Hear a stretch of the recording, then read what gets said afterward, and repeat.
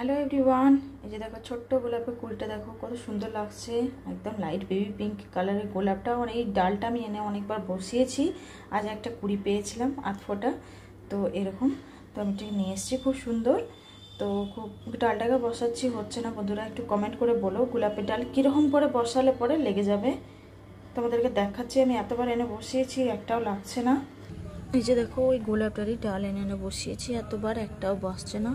কিভাবে বাঁচবে বন্ধুরা একটু বলো। আমি গোবর, চা পাতি, তারপর কোকোপিট সব কিছু দিয়ে বালি মাটি একটা মাটি তৈরি করলাম, কলার চোকা সবজির খোসা দিয়ে পরে সব মাটি তৈরি করেও আমার গোলাপের ডাল একটাও বাঁচছে না। তো আমি ছোটো ছোটো লাগিয়ে রেখেছি, দেখি কবে বাঁচবে। একটাও যদি বাঁচে তাহলে খুব ভালো হয়। আর এটার মধ্যে ধনে দিয়েছি, ধনে পাতা খাওয়ার জন্য ধনে ফেলে দিয়েছি, এটাতে ধনের বীজ। একটাও যদি বেঁচে যায় খুবই ভালো হয় গোলাপের ডালগুলো।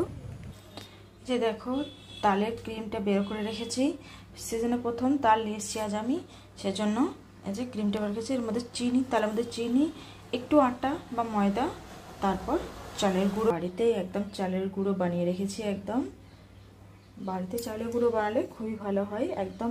এই যে বন্ধুরা তালেরটা ভালো করে তাল মিশ্রণটা মিক্স করে নিয়েছি, সব কিছু দিয়ে পরে চলে যে কড়াইয়ে ছাড়বো। এই যে দেখো কড়াইয়ে দিয়ে দিয়েছি একটা একটা করে পরে। এই যে মিডিয়াম ফ্লেমে রেখে পরে এই যে খুব ভালোভাবে এরকমভাবে তালের বড়াগুলো বানিয়ে নিচ্ছি, একদম লাল লাল করে ভেজে তুলে নেবো একদম। এই যে দেখো হচ্ছে, এই যে একদম লাল লাল করে ভেজে নিয়েছি তালের বড়া বা তাল ফুলুরি যা বলো তোমরা।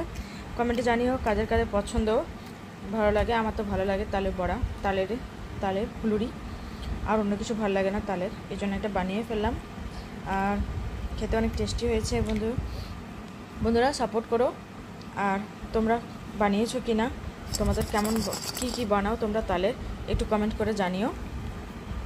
সাপোর্ট দেখিও, সাবস্ক্রাইব করো, লাইক করে দিও বন্ধুরা, কমেন্ট করো।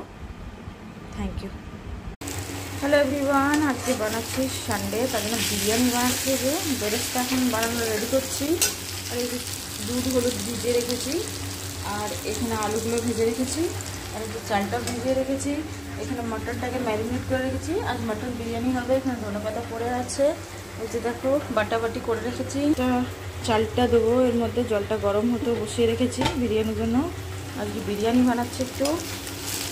আর আজকে এতটা বৃষ্টিও নেই, এই যে দেখো বন্ধুরা আজকে বৃষ্টিও নেই, আজ একটু রোদ এসছে, তো খুব ভালো লাগছে। আজ কিছুদিন থেকে এত বৃষ্টি প্রচুর বৃষ্টি হচ্ছে।